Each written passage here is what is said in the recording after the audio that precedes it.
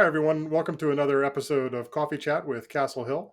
I'm joined today by Joe Santangelo and Sam Riley, who will be helping me talk about a very interesting situation that we are in. Right, we have a administration change that's happening with Joe Biden taking the presidency, and we see as he's been selecting different people for cabinet positions, and some of them haven't been approved yet or have not been ratified, but just looking at some of those names and just thinking about how that would impact the industry in different areas, especially relative to the operational risk space and the kinds of services that our customers are typically looking to Castle Hill for.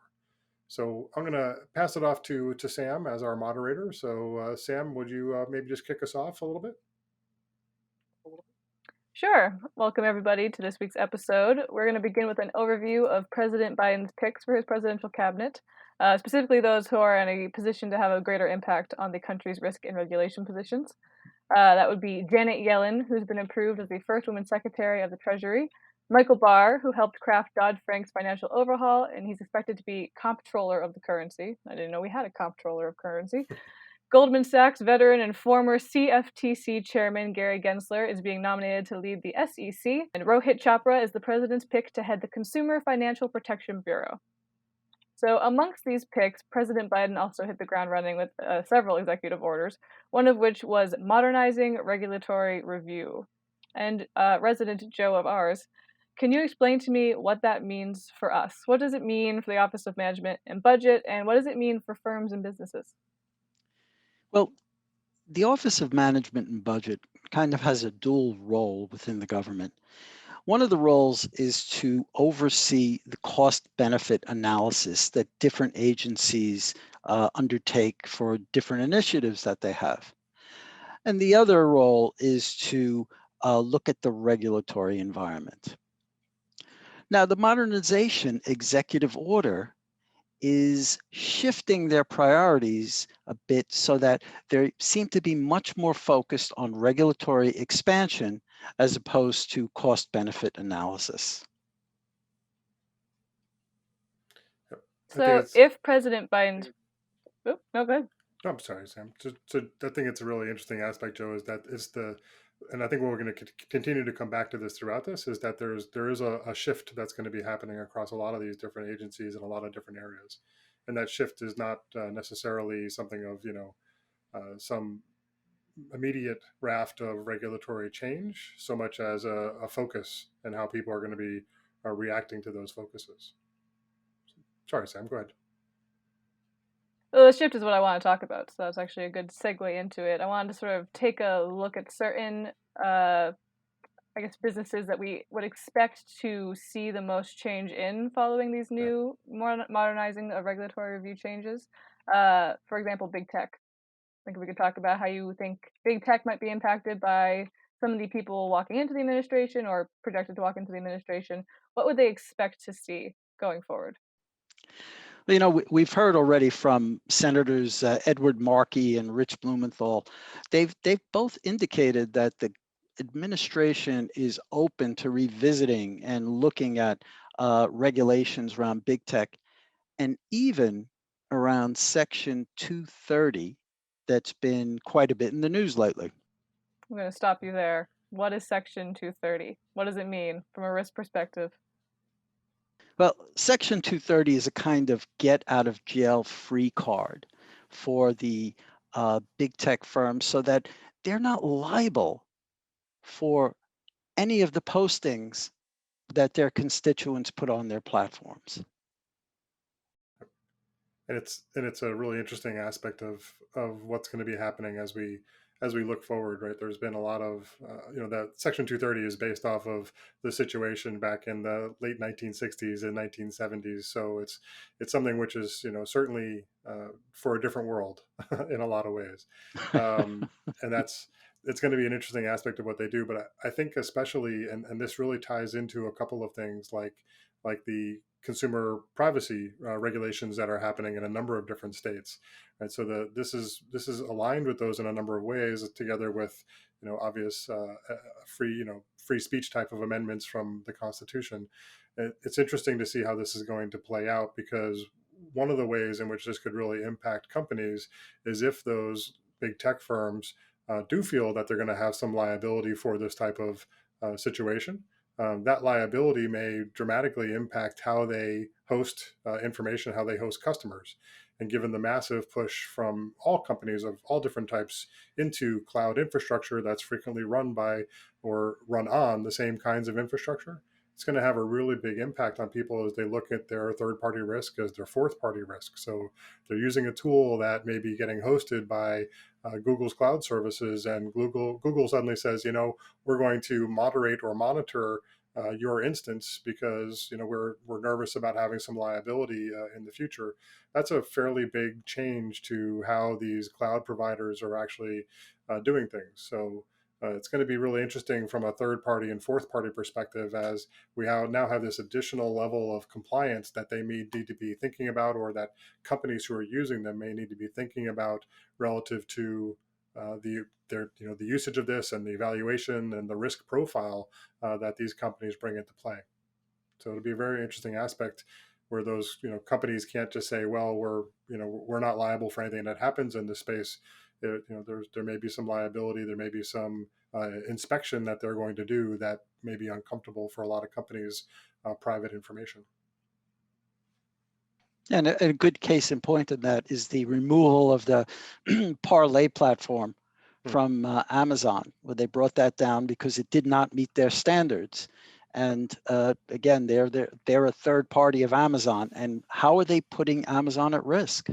Yeah, yep, and it's going to be a big deal for those types of companies. It's especially when you think about even like business resiliency, right? So if there's some accident that happens where you're identified as something who's not following a policy for one of those big tech firms, are you going to be shut down overall in a situation? And do you have a resiliency plan in place for those types of situations? Or conversely, if a regulatory agency comes into one of those firms and puts a cease and desist order similar to what the banking industry is very familiar with, unfortunately, put in some sort of an MRA against one of those organizations, how are they going to be able to react to it? They've been challenged and struggled with a lot of the privacy regulations that have been out there, and they've hit them with a fairly large hammer, to sort of react to those regulations. This will require a lot more subtlety because there'll be contractual obligations in some cases to do things that may be uncomfortable for them in the way that they currently operate. What about environmental sustainability and governance issues? What do you think modernizing regulatory review is going to look like in the ESG sphere? Well, ESG has been pretty interesting Yeah, lately. I mean, if you definitely. look at 2020, I think there were activist investors brought about 140 different shareholder proposals that were climate related. And the Climate Action Investment Group, they represent organizations with a combined $47 trillion of assets. But what more do we need from them to be comfortable? I mean, if you look at Morningstar, they're saying that the level of reporting that we're getting from ESGs is just not up to standard. Yep. So how do we go from there? How do we make it come up to standard? Um, And the number of standards are I so mean, diverse at this point still, Joe, right? And that's part of the challenge. Yeah, you have the investment side of it, which is a little bit more standardized, but from a company's own operational risk perspective, their ESG that they're needing to, they want to portray to the world. That's something which is really going to be interesting. I and cut a you lot of off. the standards is voluntary. I mean, some of Yeah, the reporting is inconsistent, and it's incomplete. So if it's voluntary, is it even going to be yeah, in their financial records? yep. And I was reading an interesting article, Joe, about there's places in the world that have already been doing this for years. Japan has a fairly strong tradition of doing this, but again, there's not really a standard set of requirements for it, even for where they've been doing this for 15, 20 years overall. I was just reading some interesting things in an article about some companies' ESG disclosures run to 140 or 150 pages, and they're deeply intertwined with a number of financial information and different financial repercussions of things. And contrary to sort of a standard practice that we may see in other parts of the world, they're actually talking about very specific activities that they're doing, as opposed to more guidance-oriented information that may be better for a person who's analyzing that company. And so, it's as a person who may be using their services, instead of getting a good sense of what they're doing as a company, what the tone of the top is, what all of those types of capabilities, you're basically left to pick and choose whether or not they're running a particular project well. A very different kind of perspective. And that's going to be interesting to see how those standards, and there's some work that's going on, right? There's work that's going on to try to drive some standardization of that information. There's 4 different standards that companies, or 5, I believe, different standards that companies are using, as you said, for that self-disclosure, the voluntary disclosure. But seeing if that can actually become more consistent, uh, and the investment side of it is doing a good job in trying to push people to be more standardized. But from an operational risk perspective, how are companies going to actually report that information? So separate from that investment grade aspect of it. So if a company is not out there in the market from an investments perspective, how are they going to report that to their constituents, to their customers in a consistent way? Sounds like a whole new structure that has to be put into place. Yeah. It's interesting that now with Gary Gensler responsible for the SEC, he has he did a good job in creating regulations around the derivatives industry. Is he going to be starting to be focused on the ESG world in order to give them some structure and reliability and consistency? And the SEC traditionally, right? They have that kind of not necessarily oversight perspective, but they have the situation where they can actually put in the enforcement against folks who may be erroneously or incorrectly reporting some of that information, right? So it's going to be an interesting situation, and maybe it's a way to actually get people to standardize on some capabilities by moving away from self-reported and maybe sometimes dubious claims that might be in those reports, to something which is more real, because there'll be a level of oversight and liability to not having good information in those. And I know that uh, one of the things that's also happening is the some of the states and some of the evolution of some of the state regulations.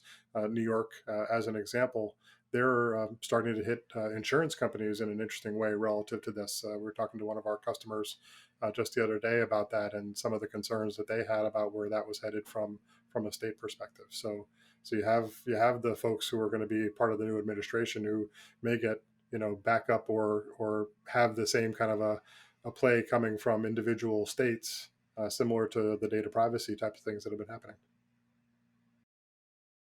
There's also been a lot of talk about having ESG reporting consist not only of your own internal operations, but also the operations of your supply chain. Yeah.